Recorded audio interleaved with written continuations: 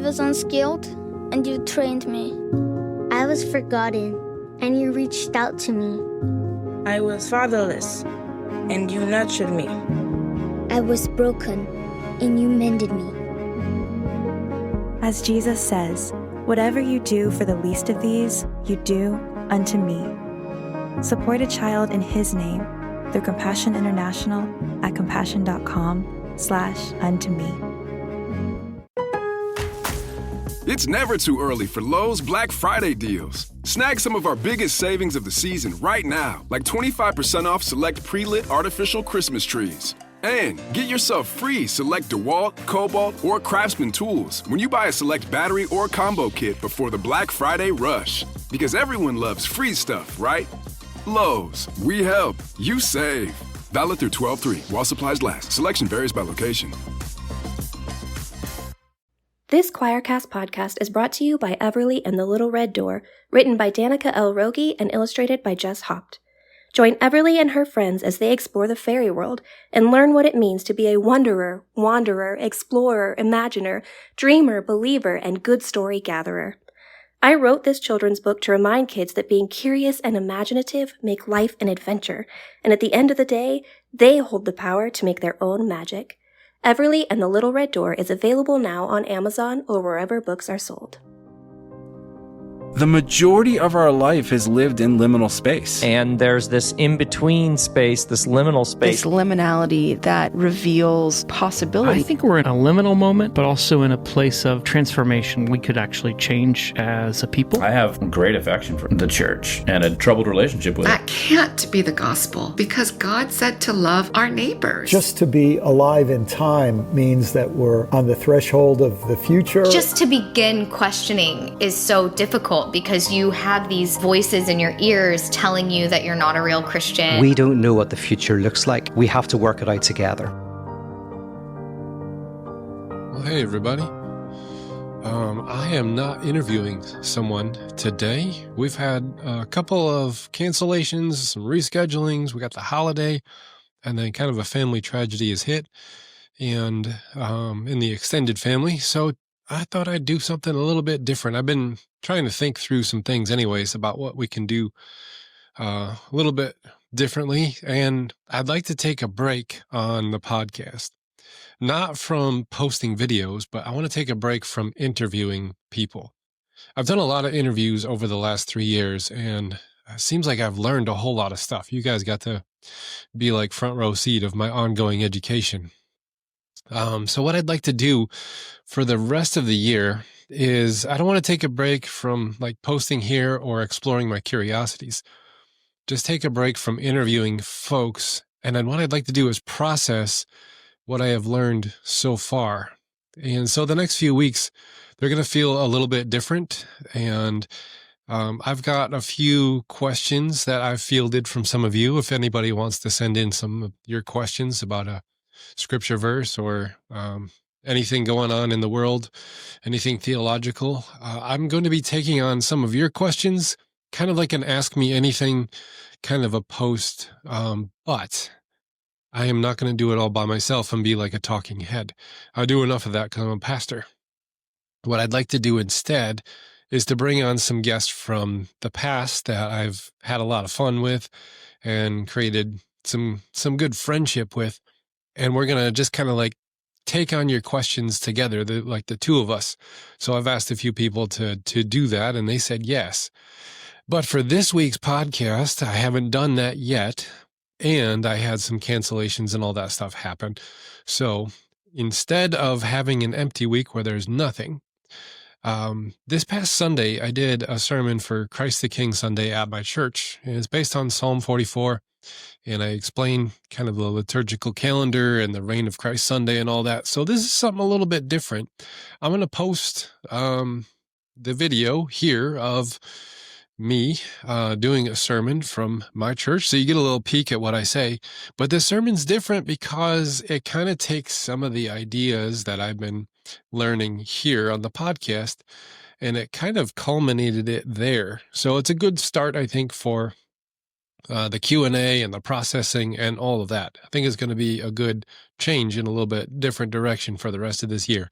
So that's what it's going to look like, and that's what it's going to feel like for this week. It's a little different. And then next week, if we can kind of resolve some of the scheduling crazies, then we're going to have some folks on and answer some of your questions. So leave a comment down in wherever you're watching this, or if you're listening to this, you can go to a Facebook or YouTube page and leave a comment, and I'd be happy to take on any question you got and see what you got. So have a happy Thanksgiving, and enjoy this message on Psalm 46 for the Reign of Christ Sunday, or Christ the King Sunday, the culmination of the entire liturgical year. And I'll catch you next week. Thanks. Well, this is the liturgical years. You can kind of think of today as New Year's Eve of the liturgical calendar. Lit up ball to kind of drop for you here, but we do celebrate this liturgical calendar. And today is the last Sunday of Ordinary Time, where we start a brand new year. It's not just a new thing called Advent, but there are 3 years in the liturgical cycle, year A, B, and C. And it starts with Advent, and then it runs all the way until the end of Ordinary Time, which is today. And then it starts year B, and then there's a cycle, and then a year C in the cycle, and then we go back to year A. And there's the same seasons in each year, but different readings for each one. And the cool part about the liturgical calendar is I can't clobber you over the head with things that I'm really passionate and bothered about. I am handed, these are your scriptures for today, by somebody else, an entire tradition that was made 1,000 years before I was even born. And so I follow those things, and then I read them. I let them shape me.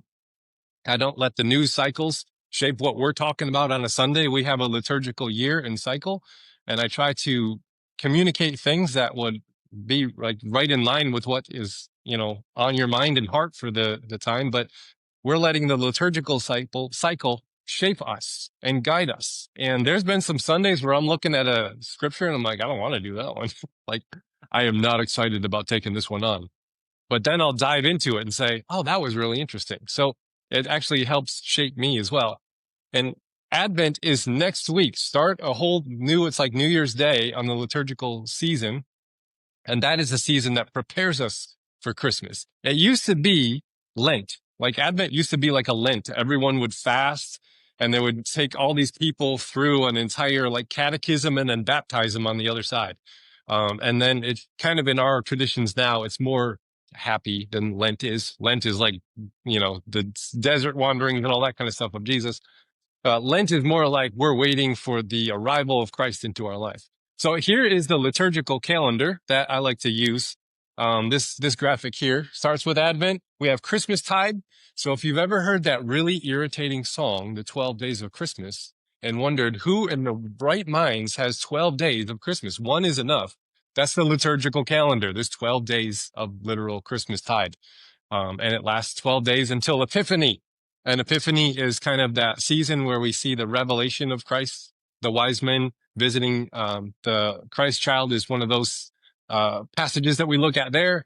Then we have Lent, which is kind of preparing us for Easter, looking at the desert wanderings of Christ. Easter is not one Sunday, but 8 weeks long of a season. Easter is 8 weeks long. And it ends in May, usually May, sometimes June, with Pentecost. The final Sunday of Easter is Pentecost, where the giving of the Spirit is given to the church. Then we start the really long drudge through Ordinary Time, which lasts from, end of May, beginning of June, all the way until Advent. So if you will see, you are here. That's where you are right there. We're on the very end of Ordinary Time, and we're about to start Advent. And there's a new Sunday that was added to the liturgical cycle, fairly new, like within 100 years or so. And when you think that the liturgical calendar is probably a millennium old, 100 years is kind of new, so that's fairly new. Now, this guy here, he looks pretty serious, doesn't he? Like, I wouldn't really want to have a beer with that guy. Like, it's not a guy I would sit down and be like, yeah, let's chat. But he's an interesting guy. His name is Pope Pius XI.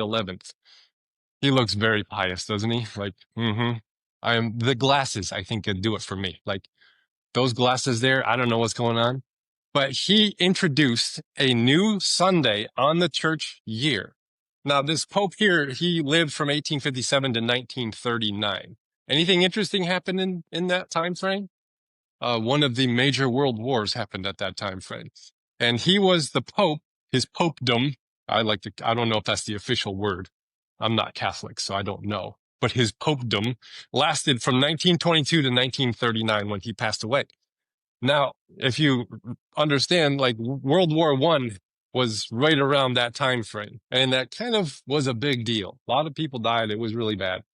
So he made a new Sunday on the church calendar called Christ the King Sunday in 1925.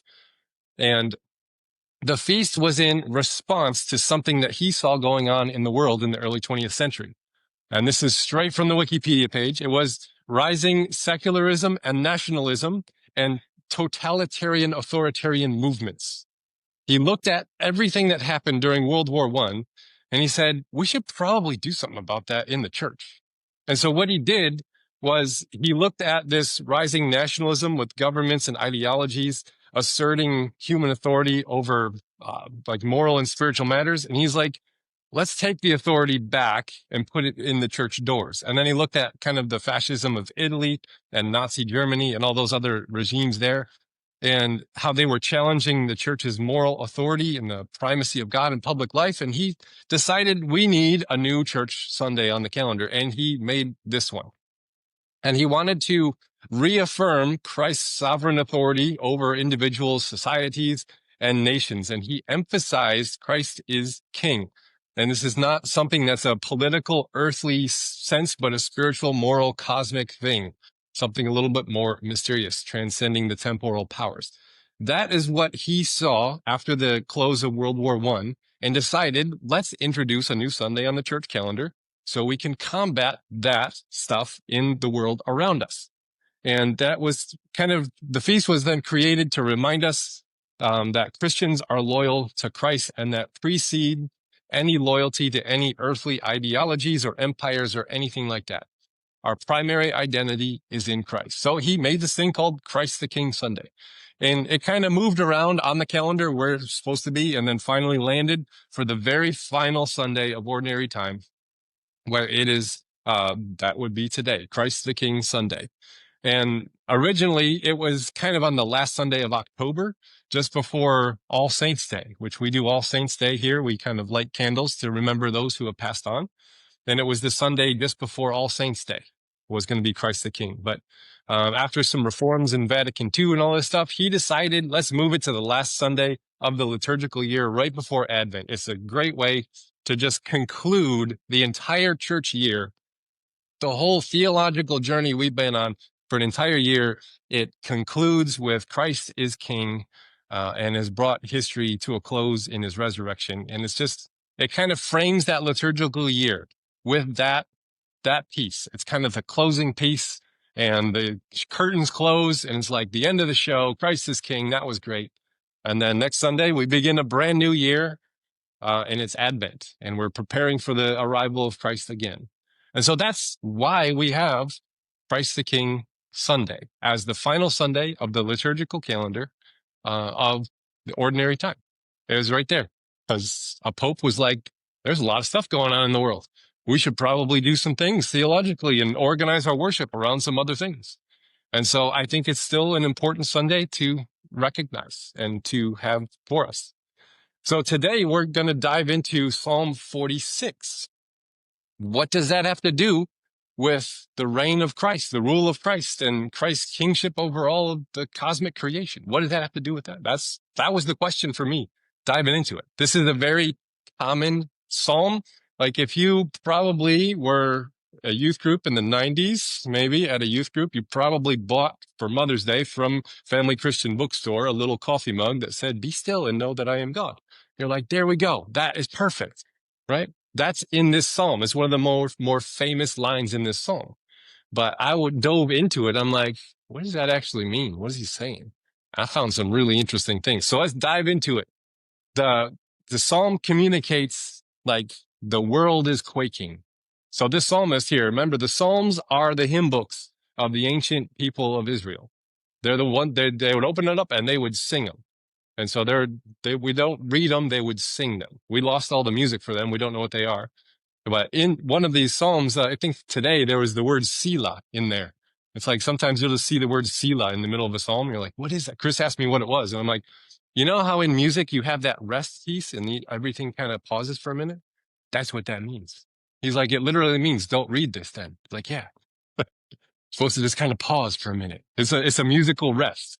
So it's supposed to be sung, but we don't have the music for it, so we read them. But Christ is king when the world quakes around you, is what this psalm is trying to communicate to us. So let's look at this. God is our refuge and strength and ever-present help in trouble. Therefore, we will not fear, though the earth give way and the mountains fall into the heart of the sea, though its waters roar and foam and the mountains quake with their surging. That there is very poetic. I hope you understand this is poetry. This is song. They're trying to, make a very big display. That's what art does. It kind of like art and poetry try to do this, where they're trying to give you like grand pictures of things. So here we see these mountains are falling into the heart of the sea. We see the water itself of the sea is like roaring and quaking and surging. So he's trying to say like the world around us is shaken. The world around us is quaking and we're not sure where we stand. Like what's more firm than mountains? Like they're huge, they're stable. You can't move a mountain, right? Like they're just stable. But all of a sudden these mountains are falling into the heart of the sea. And so it's not physically happening. You're not literally watching that happen, but there's this poetic element to there. But let's back up because it says that God is our refuge and strength and ever-present help in trouble. Now that's a really pretty phrase to say, right? But if you lived in these times, imagine hiking through this wilderness. We got any hikers in the house? We probably got a few hikers in the house. I know. We got some hikers in the house. How would you do if you had to take a 28-day journey across that? How would that sound? No cars, no air conditioning, no Holiday Inn Express. Like, you just gotta make your way through that. That's the actual wilderness of the Sinai Peninsula. So when they talk about the desert or the wilderness, they're not talking like, Alaskan forest or stuff like that. They're talking this. That's what that looks like. Now imagine you're there. The sun is beating down on your head and you might die. Like these elements here, not many people live in places where the weather could kill you. Michigan's one of them, right around January, February. Yeah.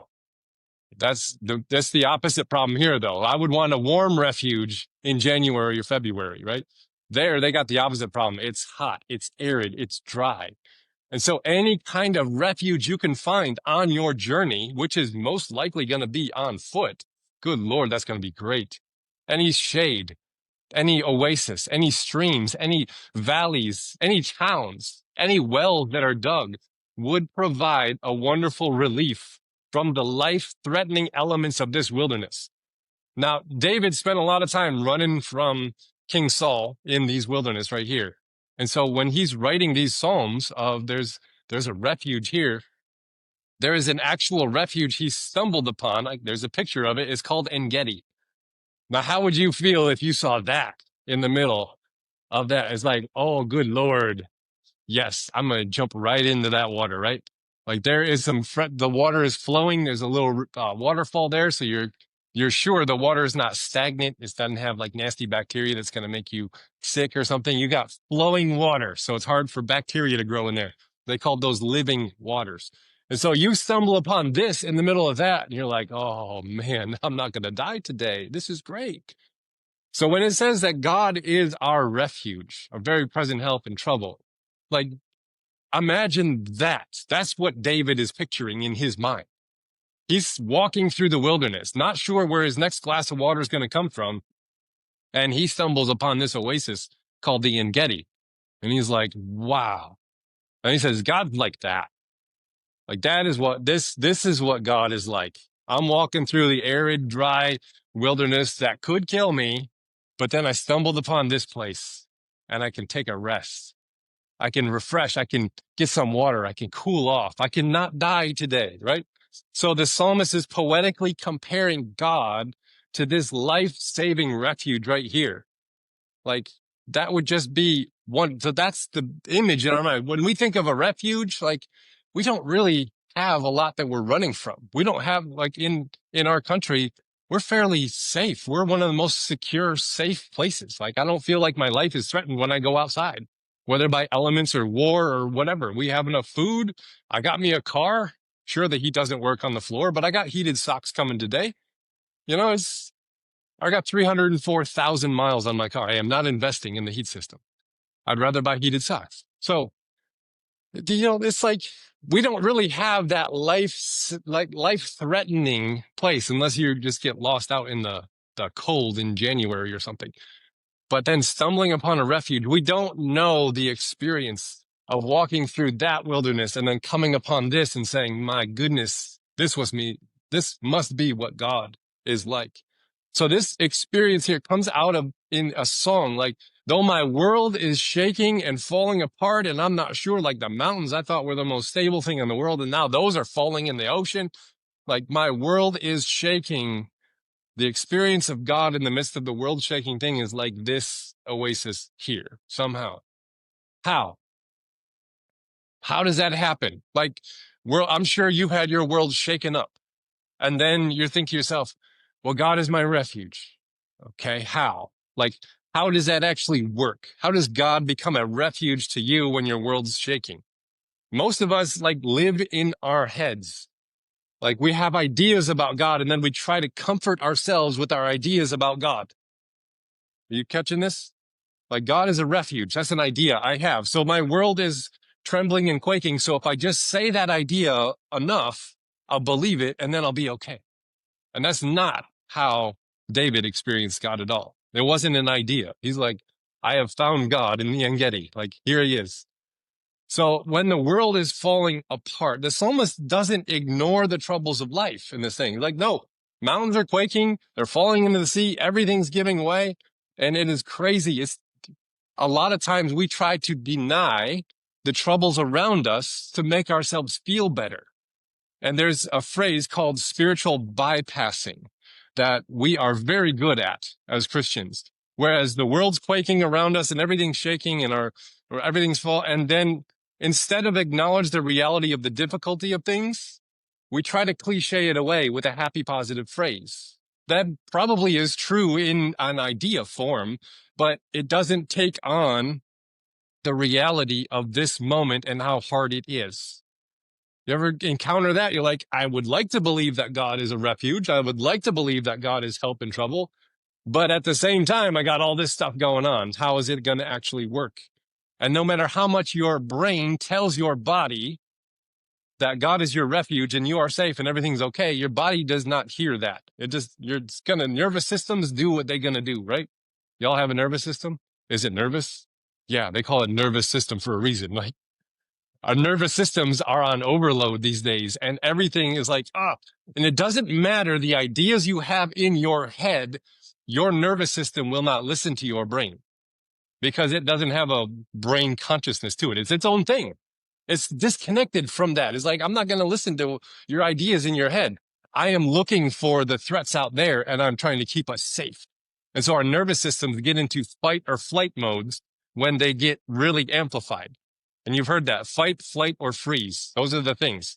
When your nervous system reaches its maximum, you are done with what you can handle. You will either fight the threat in front of you, you will run away from the threat in front of you, or you will freeze and get devoured. That is something that's just been evolutionarily put into our nervous system. Kept us safe from cougars and lions and saber-toothed tigers, I guess. But we don't have those things anymore. We don't have lions after us today. But this psalm is not an idea that we're supposed to put in our heads that if we just tell ourselves often enough, our nervous system will calm down. It doesn't work that way. It doesn't matter your ideas in your head about God. Your nervous system doesn't care about that.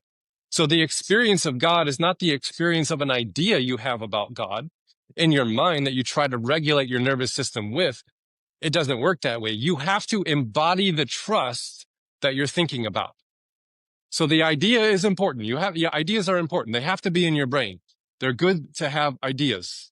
Bad ideas cause lots of bad trouble in the world. You have to have good ideas. They're just not good enough to get you through.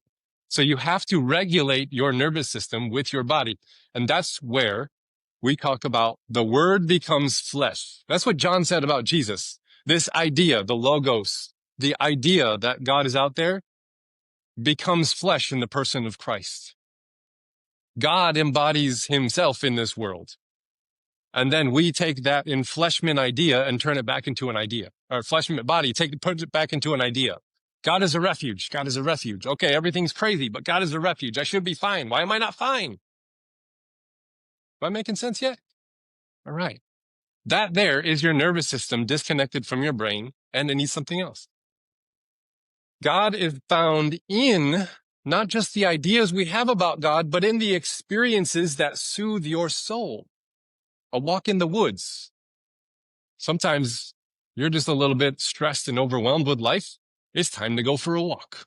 Put down the little stress box that we carry in our pockets all the time that tell us that the world is ending. Put them down and go for a walk. God is found not just in the ideas, God is a refuge, God is a refuge, God is a refuge. Why am I freaking out? God is found in the experiences that soothe your soul, like a walk in the woods, a time out with friends, a hot shower, a comedy that makes you laugh. The things that calm your body down are experiences of God also, not just the ideas we have about God. And God is found in the experiences that ground you also, not just the experiences that soothe you, but the experiences that ground you. A moment of quiet prayer, a session of meditation, seeing a counselor or a therapist, attending a worship service. Those are things that ground and center us back in this reality that Christ is king of the whole cosmos.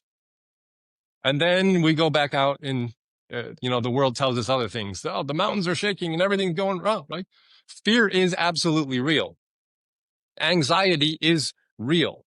This psalm validates those experiences, but also gives you a pathway through it.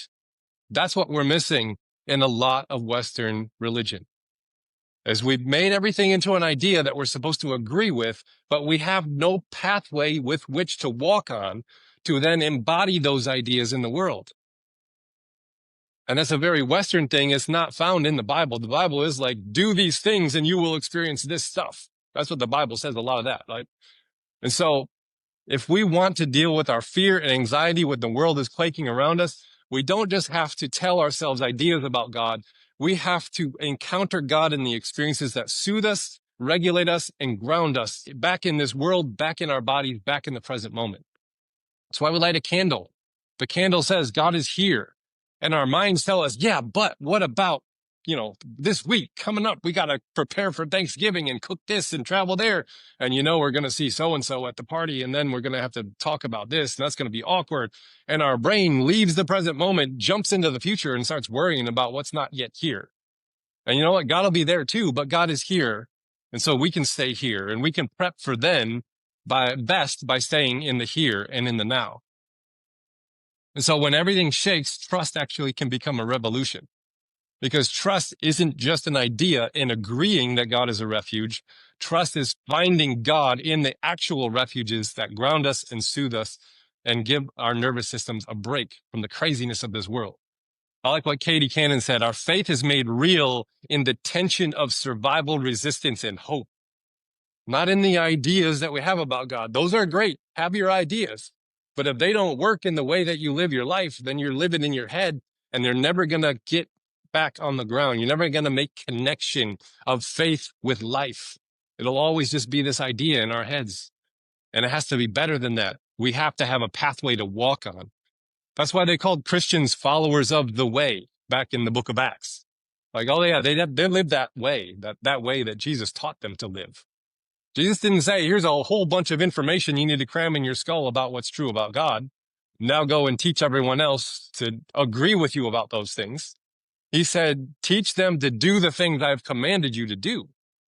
He's like, I showed you this pathway. I lived it out in front of you. I embodied it for you to see here. Now go and teach others how to embody this also.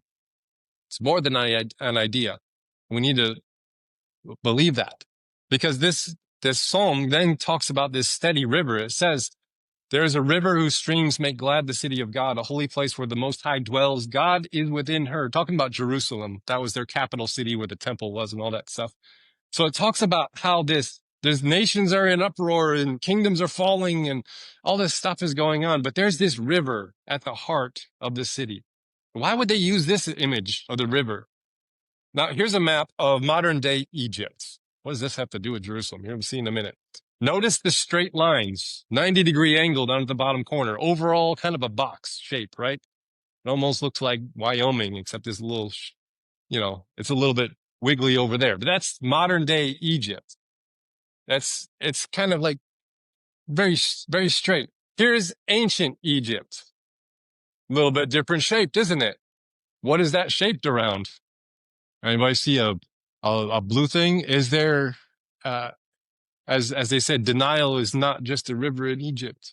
I can't remember who said that. Was that Stuart Smalley from SNL? Probably. All right.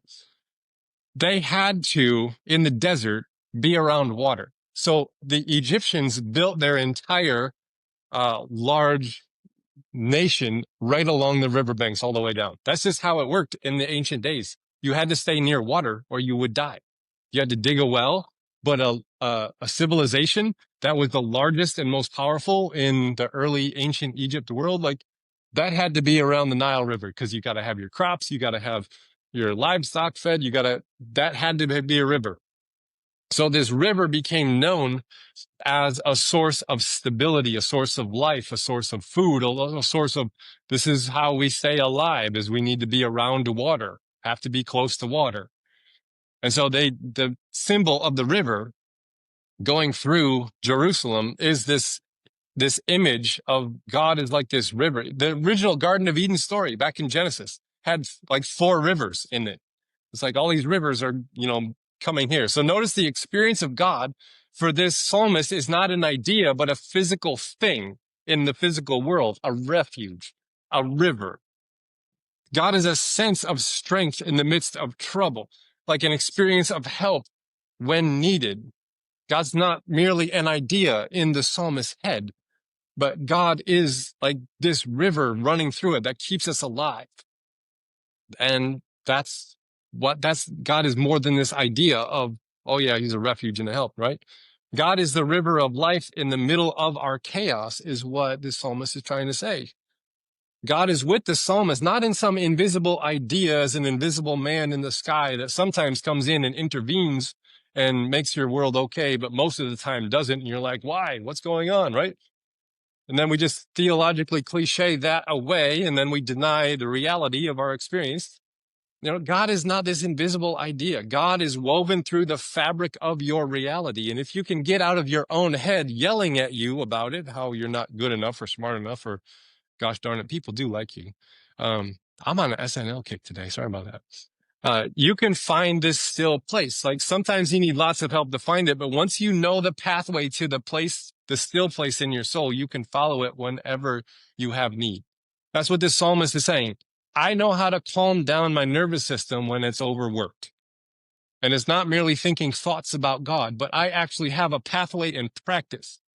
And if we could understand that we are not what others say about us, we are not what others think about us, and we are not what we can produce or lack of production, our whole identity is based on a PR show that we're running in our head, and our brain is yelling at us about how our PR show is not the greatest thing in the world, and really you're just a loser. And if everyone really knew how you really were, good Lord, look out. Everybody's brain does that. Everybody's brain does that, and we have to find the still places in our soul that gets beyond all the self-chatter in our minds about how we're not all that great. We have to untie our sense of self from all these things on the outside of us, and then bring it back into this still place where God says, you're enough. You are human, you are valuable, you are loved. But if we constantly tie our identity and our value as a human person onto other people's opinions of us or other people's ideas of us, and we're constantly running the PR show, then it's like Alan Watts said, it's like hanging your identity from a wind chime, and any gust of wind is going to set it off and make a lot of noise in your soul.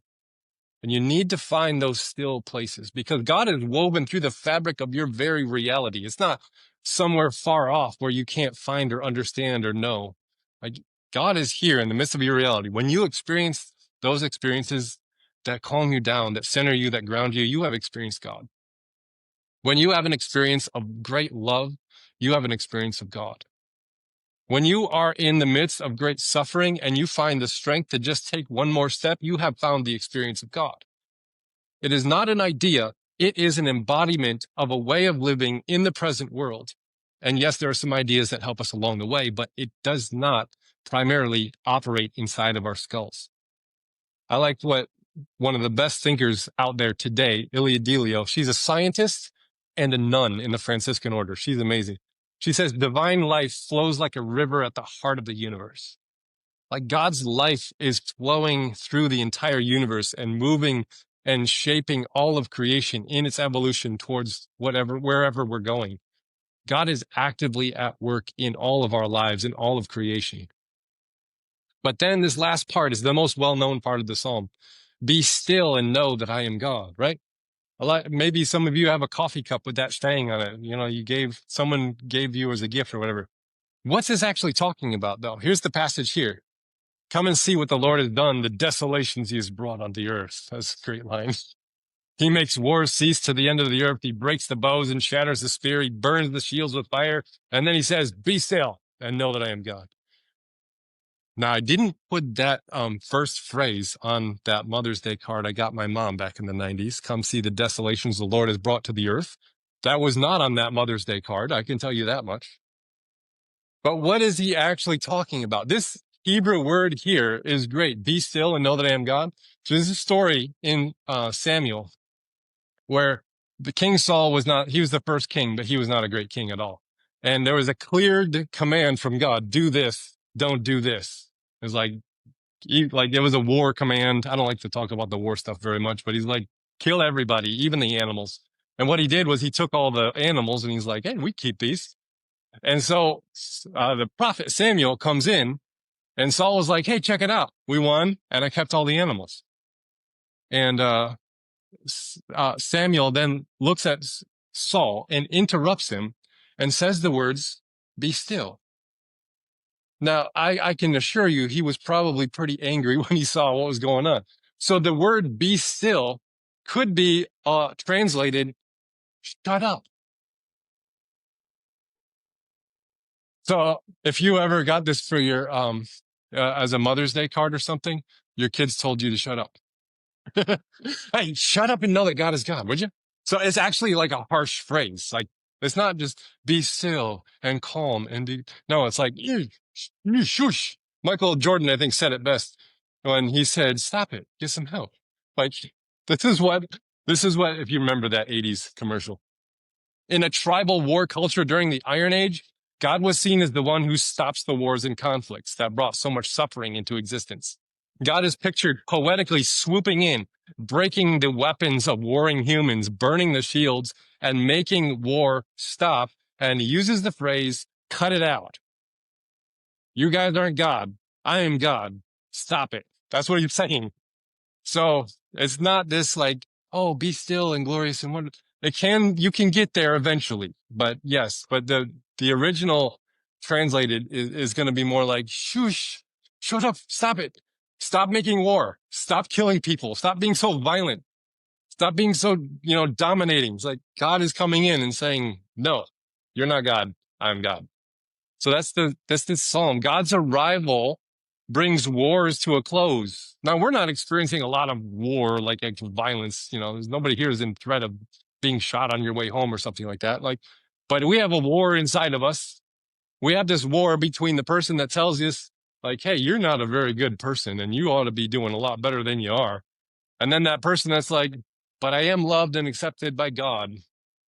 Those two things are at war within us. And the one that we feed is the one that's going to grow and get bigger. And this psalmist is reminding us that we don't have to fill the wars inside of our own soul to become victorious on the other side. No, God's arrival brings a war to close. God's arrival brings violent structures down, systems of domination frantic humans striving to climb the ladders of power, all of that comes to a cease in this psalm with just the two words that God utters, be still. You ain't God. Christ's reign stills our fear and invites us to the river. And we can rearrange our allegiances when we become Christians so that we're no longer identified with all these power games that are going on for all of human history. You have been in the presence of somebody whose stillness spoke loudly. Have you ever been there? Like their stillness, they're quiet, there's like, gosh, they're just speaking so many words without us saying anything at all. Mr. Rogers is one for me. Like, you watch Mr. Rogers, he is a very quiet man. He's a very still man. And yet, so much power behind the words he does choose to use. I like what poet Rumi said, silence is the language of God, all else is poor translation. Get comfortable with some quiet. All right, I got a couple of reflection questions for you to think about this week and a spiritual practice for you to try. Where do you feel the mountains shaking in your own life right now? How is God calling you to be still, not as a passivity, but as trust? And what does Christ's reign look like in a world deeply divided and anxious? Now, here's a spiritual practice. Identify one pattern of fear, control, or reactivity and consciously lay it down in prayer as an act of joining God who breaks the bow and shatters the spears of our violent ways. Try it out this week. It'll be on our social media page. If you forget the questions or whatever, it'll be on there. So follow our social media page for that. Now, since we used the psalm for the message, I've been using poetry from my friend Paul down in Alabama, who writes some really good poetry. So this will be our last poem. And this one is called Still Here by P.A. Jones, or better known as Paul, my friend. The porch light swings in the evening wind, and I realized the world didn't stop. It just kept moving while I held my breath, waiting for something to change. The fence is crooked, the paint is peeling. The creek has shifted its course, but it is still running, and so am I.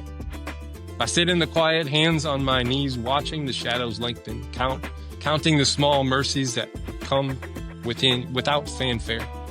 God is still here, I think, though he doesn't speak. He shows up in the rhythm of the rain, in the stubborn green of the grass, in the way the world keeps offering itself, even when we feel empty. I am still here, scarred, slow, a little harder to trust, but still here. And that is enough. Amen. What can 160 years of experience teach you about the future? When it comes to protecting what matters, Pacific Life provides life insurance, retirement income, and employee benefits for people and businesses building a more confident tomorrow. Strategies rooted in strength and backed by experience. Ask a financial professional how Pacific Life can help you today. Pacific Life Insurance Company, Omaha, Nebraska, and in New York, Pacific Life and Annuity, Phoenix, Arizona. I was forgotten, and you reached out to me. As Jesus says, whatever you do for the least of these, you do unto me. Support a child in his name through Compassion International at compassion.com/unto me.